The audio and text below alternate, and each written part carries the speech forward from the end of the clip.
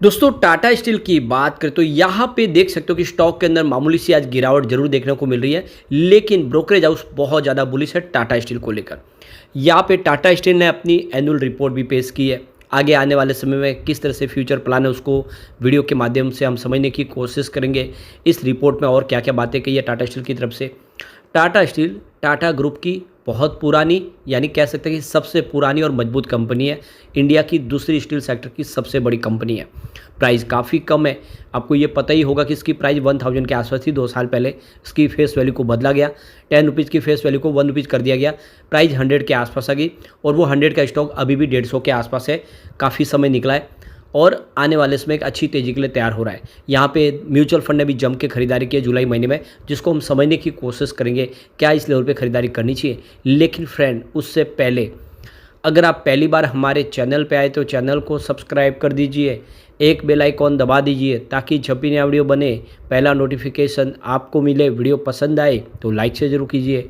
चलो friends video start करते हैं। मैं हूँ आपका दोस्त SB दवे और हमारे अपने चैनल ऑनलाइन कमाई में आपका बहुत बहुत स्वागत है।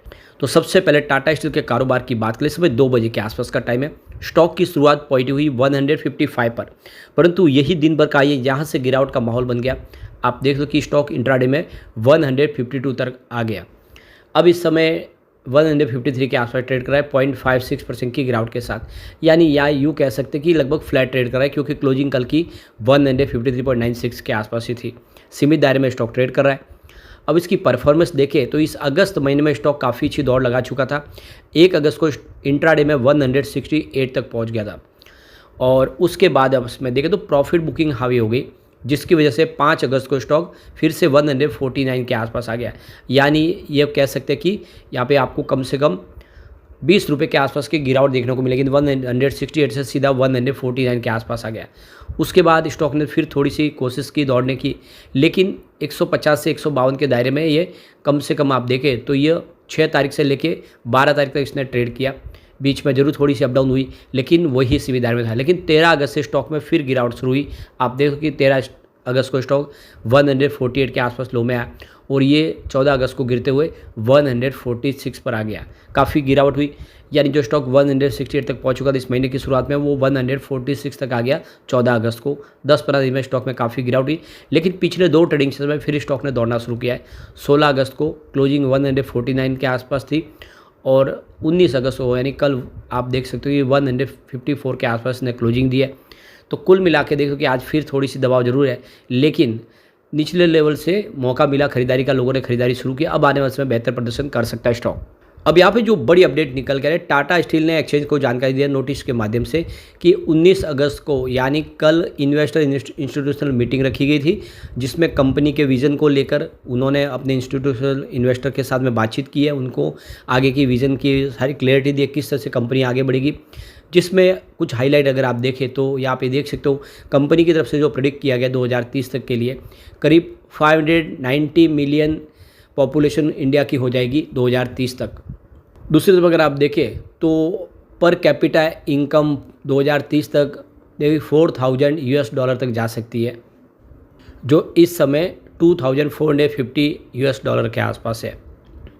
143 ट्रिलियन रुपीज़ का इन्वेस्टमेंट इंडिया में आने की संभावना बनेगी इंफ्रास्ट्रक्चर सेक्टर में।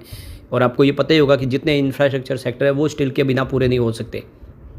इसके अलावा 300 मैट्रिक टन पर एनुअल के हिसाब से इंडिया की जो क्रूड स्टील कैपेसिटी हो जाएगी 2030-31 तक। इसके अंदर टाटा स्टील के लिए बहुत सारी अपॉर्चुनिटी है। कंपनी ब्लास्ट फर्नेस का जो बिजनेस है धीरे धीरे बंद कर रही है और ग्रीन स्टील के निर्माण में आगे बढ़ रही है। यहाँ पे टाटा स्टील के इंडिया, नीदरलैंड और UK के प्लांट की अगर आगे की फ्यूचर प्लान की बात करो, टाटा स्टील इंडिया की बात करो, कमीशनिंग ऑफ TS के phase 2 blast furnace, progress on electric ARC furnace project in Ludhiana. यानी अब धीरे धीरे आप देखें तो कंपनी ग्रीन स्टील की तरफ आगे बढ़ रही है। टाटा स्टील नीदरलैंड की बात करो, step down towards the clean and green steel reaching the binding agreement with government of state. तो देख सकते हो कि कंपनी क्लीन और ग्रीन स्टील की तरफ आगे बढ़ रही है और तेज़ी से इसमें और वृद्धि करेगी। टाटा स्टील यूके की बात करो, wind down the blast furnace and Coke Owens, तो वहाँ पर भी इन्होंने ब्लास्ट फर्नेस बंद करने का फैसला कर लिया है और जो धीरे धीरे देख सकते हो वहाँ पे भी क्लीन और ग्रीन स्टील का निर्माण शुरू होगा। तो ये आने वाले समय में विज़न बड़े हैं टाटा स्टील के लिए। इसके अलावा जो कंपनी एक देखिए इंडिया का लार्जेस्ट ब्लास्ट फर्नेस बनाने जा रही है कलिंग नगर में, जिसकी देखिए 5870 क्यूबिक मेट्रिक टन की कैपेसिटी होगी और अब ये देखते हो कि फंक्शनल मोड में आ जाएगा सितंबर 2024 तक, जिससे इनकी कैपेसिटी और वृद्धि होती हुई दिखाई देगी। अब इस समय टाटा स्टील को लेकर इन्वेस्टर को क्या करना चाहिए, मार्केट एक्सपर्ट की क्या राय। इस समय स्टॉक अगर आप देखें तो आप देख सकते हो कि काफ़ी ज़्यादा करेक्ट हो चुका है। 1.86 लाख करोड़ का इसका मार्केट कैप है। एंटिक ब्रोकिंग इस स्टॉक में बाय की रिकमेंडेशन कर रहे हैं और इन्होंने इसका जो टारगेट सेट किया 180 रुपीज़ का है।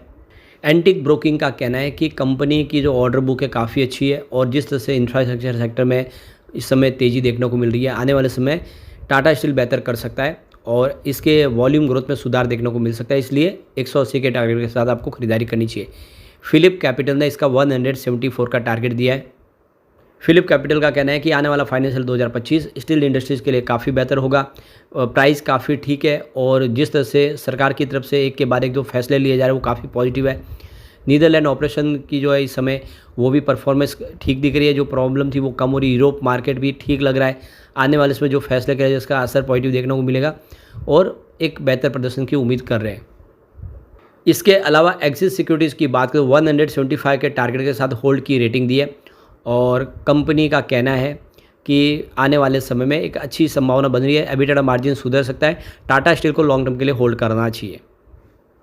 इसके अलावा देखो मार्केट एक्सपर्ट अनुज सिंघल ने यहाँ पे कमोडिटीज़ के 2 स्टॉक में खरीदारी की सलाह दी, जिसमें टाटा स्टील और दूसरा है रेमको सीमेंट। उनका कहना है कि इसमें टाटा स्टील चार्ट पैटर्न पर काफ़ी ठीक लग रहा है और यहाँ से एक अच्छी उम्मीद देख कर सकते हैं। डेली चार्ट पर टाटा स्टील 200 DMA पर सपोर्ट लेवल लेकर स्टॉक ऊपर की तरफ बंद हुआ है, जो पॉजिटिव संकेत है। कल स्टॉक में अच्छी डिलीवरी वॉल्यूम देखने को मिली है। दोनों दिनों में वायदाकारों में शॉर्ट कवरिंग देखने को मिली है और ऐसे में आने वाले समय टाटा स्टील में एक पैटर्न है वो अच्छा है और खरीदारी की जा सकती है। तो कुल मिला के देख लो कि मार्केट एक्सपर्ट बहुत ज़्यादा बुलिश है इस समय टाटा स्टील को लेकर, क्योंकि प्राइस काफ़ी नीचे है। यहाँ पे कुछ म्यूचुअल फंड ने जम के खरीदारी की 31 जुलाई को। देख सकते हो कि लेटेस्ट जो आंकड़े निकल के आए वो काफ़ी उत्साहवर्धक है। तो SBI बैलेंस एडवर्टाइज डायरेक्ट ने यहाँ पे 751 करोड़ का इन्वेस्टमेंट किया है। उनकी holding month on month basis पे नहीं बदली है, यानी उनका निवेश पहले से है। Mirae asset large and mid cap direct की बात करो 702 करोड़ का इन्वेस्टमेंट किया है। उनकी holding 4.94% month on month basis पे बढ़ी है। SBI कॉन्ट्रा डायरेक्ट ने 667 करोड़ का इन्वेस्टमेंट किया। उन्होंने 20.99% की होल्डिंग अपने मंथ ऑन मंथ बेसिस पे बढ़ा दी है। SBI long term equity direct ने 562 करोड़ का इन्वेस्टमेंट किया है। 78% की होल्डिंग मंथ ऑन बेसिस पे बढ़ी है। ICICI प्रू बैलेंस एडवांटेज ने 442 करोड़ का ज़बरदस्त इन्वेस्टमेंट किया है। फिलहाल होल्डिंग में बदलाव नहीं हुआ है। ICICI Pru multi asset direct ने 424 करोड़ का इन्वेस्टमेंट किया है। 8.45% की होल्डिंग मंथ ऑन बेसिस पे बढ़ी है।